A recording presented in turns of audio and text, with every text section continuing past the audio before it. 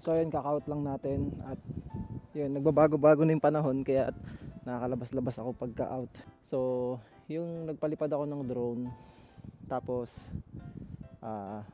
basta yung madilim na ako nagpalipad ng drone. Ito yung parang ghost town na sinasabi ko.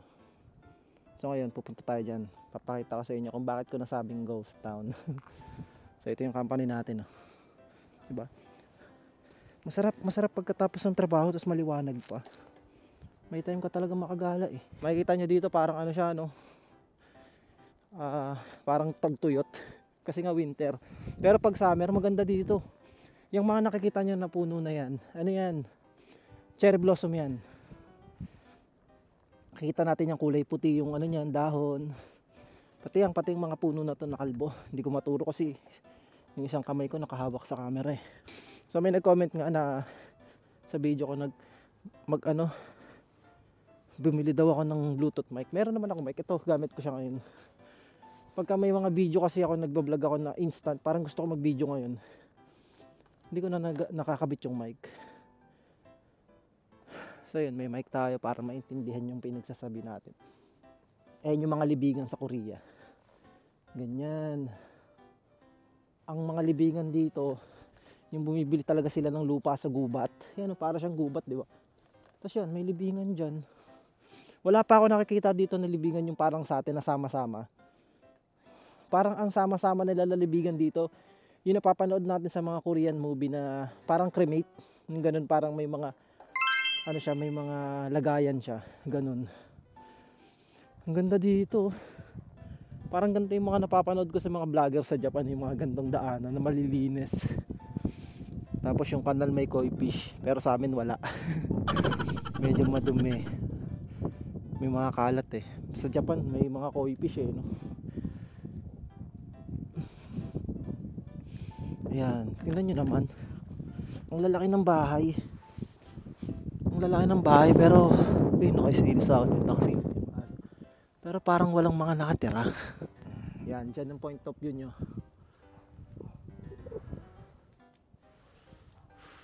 Ang galing, no? Pati dito may playground do sa looban. Kala mo hindi pa nakakapunta eh, no? Tapos yan, maraming tambak. Akala ko nga dati isa lang may-ari ng lugar na to. Parang, kasi may mga ganyan, may mga traktor eh. Hindi pala, bukod-bukod siya na bahay. Uy, yung ganda sa spot na to. Tingnan nyo, yung structure ng puno na para siyang mga ugat-ugat na nagsama-sama. So baba lang tayo dito. Tingnan nyo naman dito sa Korea kung gaano kasi po bawat mga kanto-kanto may mga CCTV. Ingay ng aso. Diba? Doon sa park na pinupuntahan ko, may mga ganito din, diba? May mga pwede ka mag-exercise dito din. Ito, maganda mag-picture dito pag summer. Yung mga playground dito, wala. Ano lang, parang nasisira lang sa ulan, nauulanan lang. Pero sa Pilipinas to, gamit na gamit to, hindi mababakante. Ang cute na ito. Pang mga baby. Di ba? Ang ganda ng government ng Korea. Isipin mo kasi may mga paganto sila, di ba? So yung mga matatanda, labas lang sila sa bahay nila.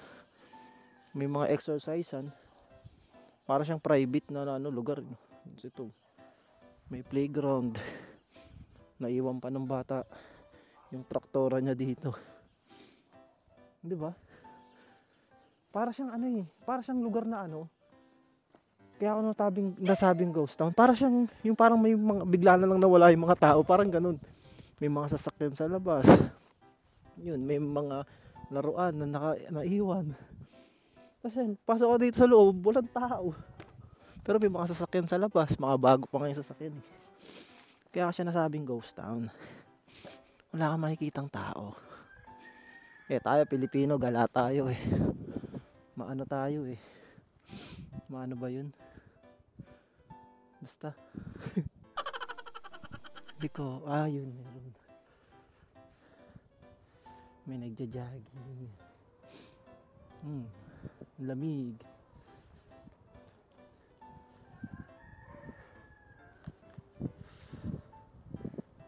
mga nakatira puro mga mga oldies. Ganito ang mga bahay ng mga oldies. Parang ganito yung mga sa pelikula. May magagandang gate. Tapos pala dito sa Korea puro solar. Ayun, ang lalaki ng solar.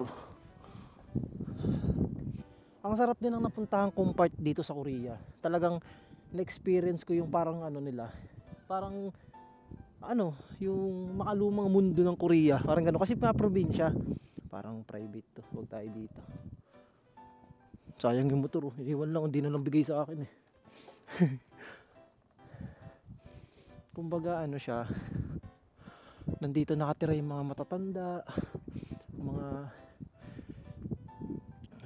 dito. Parang dito mo pa makikita yung talagang Korea, yung culture ng Korea, ganun. Mga lumang bahay. Yan, mga lumang bahay dito sa Korea. Kasi pag nasa mga city ka na, makakita ka pa din ng lumang bahay. Pero yung mga lumang tao.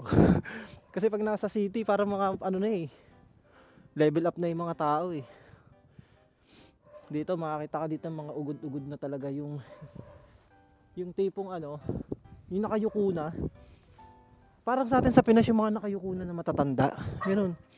Kasi ang trabaho nila dito ay magsaka. Dami ng mga aso. Wah, ang boring lang. Sa Pilipinas ganito maraming tao pag ganito eh. Kahit sabi mo subdivision may makikita mga tao. Wala sa mga playground. Wala eh. Mga nasa bahay. Siguro din kasi malaking yung winter nga kasi syempre. Ba't lalabas ka? Doon na lang sa bahay. Mas maganda, mainit. Sa atin lang parang bago lang sa atin yung ganito. Walang tao. Naghahanap tayo ng tao. Ayun basta po. Wow. Parang mga palayan din sa Pilipinas yung mga patuyuan ng palay. Ganda ng bahay dito Para siyang pinaggaganapan ng mga movie. Tingnan niyo naman. Para sa simbahan na abandonado. Tapos open lang siya Open lang yung bahay. Sa Pilipinas yan, puro bakod dyan. Ito, tingnan nyo, abandonado din So, padilim na ng padilim. Mukhang nakakatakot dito pagka nakakatakot dito pag madilim na. Kasi nga walang mga tao Buti na lang maliwanag dito kasi yung mga street lights, madami. Nung nagpalipad ako ng drone, 'di ba? Makikita mo talaga yung yung daanan. Bali, pabalik na tayo doon sa ating company. Kaya lang, naisipan ko lang magbike. Kasi nga, ngayon lang din ulit ako nakakalabas-labas. Lalo maliwanag na ulit. Pero hindi ganun katagal Pag summer na lang tayo babawi, yung makakagala, nagbabike ng matagal. Yung Shimiga, diba? Nakangiti yung matanda pag binabate. Ayun palang sinanay, pangatlo palang sinanay sa nakita nating tao. Lamig. Ang linis ng kalsada nila, yung mga bahay lang yung magulo. Yung mga bahay na abandonado. Pero yung kalsada, makita nyo, linis. Ayun may gulong Sa Pinas yan, wala na yan. Ayun motor Kaya gusto ko magkamotor dito kahit ganyan lang Diba? Lilibutin natin yung Korea, ganyan. Pangas mo yan, motovlogger ka dito.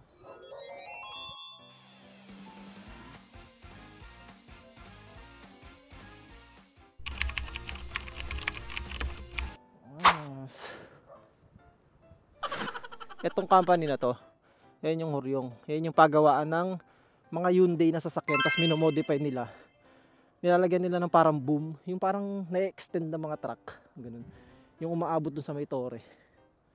Para siyang, basta yung pangbuhat ng mga mabibigat. Para siyang crane, ganun. Diyan ginagawa yun sa malaking company. Tapos ito naman yung company namin. Yung napapalibutan ng puno. Maganda. Maganda yung company namin. Wala akong masabi. Solid. Kumbaga yung amo kasi namin mahilig siya sa sa garden. May mga bonsai siya doon na na tanim. Tapos may mga prutas din. Lalo pag summer makikita niyo yung mga prutas diyan. Dami. Mahilig siya sa ganun. Kaya yung company namin may space para doon sa mga tanim-tanim niya. Diba? Hindi siya parang company lang. May mga company kasi dito na company lang talaga. Sementado lahat. So maganda sa amin, lalabas ka lang, makare-relax ka na sa makikita mo. Kasi may mga puno. Tsaka maaliwala sa umaga. Alam nyo naman pagka parang provincial style, di ba? Yung makikita mo, nasa company ka lang nun, di ba? Hindi mo na kailangan lumabas, pumunta sa malayo. Pag nagsasawa ka na, yun, labas ka. So yun lang. Ganito lang yung buhay sa Korea. Pag gusto mo lumabas, labas ka. Kasi dati, dami nagtatanong sa akin, Kuya, nakakagala ba kayo dyan? Hindi ba mahigpit sila? Pagkatapos ng trabaho, hawak nyo na yung oras nyo. Wala na silang pakialam sa inyo. Kahit saan kayo pumunta, basta papasok kayo kinabukasan. Pwede kang matulog sa kaibigan mo kung saan nakatira eh. Pwede kang gumala. Basta kinabukasan, papasok ka. Or kung hindi ka naman papasok, magpaalam ka. Kunyari may gala ka bukas. Ahead of time, magpapaalam ka. Hindi yung biglaan na lang hindi papasok. Ang ganun. Malaya dito. Hindi kagaya sa ibang bansa na mahigpit. Dito malaya. Kunyari, di ba yung makakatulong sa ibang bansa, hindi sila nakakalabas. Yung iba, hindi ko nilalahat. Dito, pagka-out mo, gumala ka. Gusto mo, uminom ka pa eh. Di ba? Hawak mo oras mo, hawak mo yung oras mo, hawak mo yung gagawin mo sa sarili mo. Parang, bahala ka kung anong gusto mong gawin. Ganun kaganda dito sa Korea. Malaya ka. Hindi ka nila babawalan sa mga gagawin mo. Babawalan ka lang nila. Like kami, binabawalan pag nagmumotor, kasi wala kaming lisensya at saka bawal. Kasi nga, number 1 yung motor namin na ginagamit dito kala Kuya Jay. Kumbaga hindi siya nakarehistro. Wala ring plaka. Tapos puro kami walang lisensya. Kumbaga full pop. Parang basta hindi pwede. So, yun. Dati, pagka-out namin ganito, hinahatid yung motor dito, tapos gagamitin namin. Yung pinagsabihan kami, bawal, may lisensya ka ba? So, pinapagalitan nila kami sa tama kasi mahirap din, 'di ba? Makulong tayo dito, mahirap na. Kaya 'yun, doon ka lang nila pagsasabihan sa mga bagay na talaga namang bawal. Pero sa gagawin mo sa mundo mo, sa buhay mo dito. So, magpagulong-gulong ka diyan, ayan oh. Bahala ka sa buhay mo. Gusto mo doon sa kubo, uminom ka. Malaya ka dito. Kaya yung iba talagang gusto dito sa South Korea. Dahil malaya.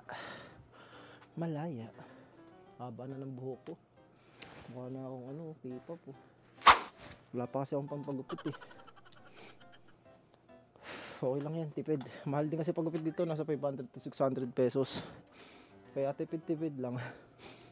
Yung nabili kasi ni Kuya Kevin na panggupit, mapurol. Pero pag nagpagupit ako, ibablog ko para may idea kayo kung magkano yung gupit. At ano yung gupit. At sino ang nagugupit. So yun ngayon. Ang pag-out natin, ang asikasuhin naman natin ay pagkain. So ang diskarte ko dito, pag ako lang mag-isa, si Kuya Kevin nasa outside. Yung ulam, niluluto ko ng maramihan para 2 araw ko siya kinakain. Kunyari, isang ng manok, ganun. Luto ko maramihan. Para bukas, ayun pa rin ulam ko. Tapos may mga kami dito, may mga dilata, pwede naman. Itlog, pag tamad ka magluto, may mga mabilisan na kami pagkain dito. Tapos marami kaming mga ganito. Mga seasoning. Yan. Mga biscuit, para pagka ano, yung sakto lang gutom mo. Ano, nasisipon na ako. Ano ka? May panlaman dyan ka. Diba? Yun lang. Gaya nito. Diba? Out na. Wala nang Korean. Yung si Ipujang Liman lang. Pag uwi niya ng 7, kasi siya lang naman ng hanggang 7 dito yung pasok. So ako, wala na ako kasama dito. Ako na lang mag-isa. So ano gawin ko dito? Magpatugtog ako, mag-video ako, ganun. Diba? Kasi nga wala akong kasama dito. Dati nung bago ako dito, takot ako mag-isa. Kasi ano eh, hindi ako sanay na mag-isa. Kahit nung nasa Pilipinas ako, sanay ako na may kasama. Parang hindi ko kaya parang pag mag-isa. Siyempre nakakatakot. Una nakakatakot kasi ikaw lang mag-isa dito. Paano kung may mangyaring masama?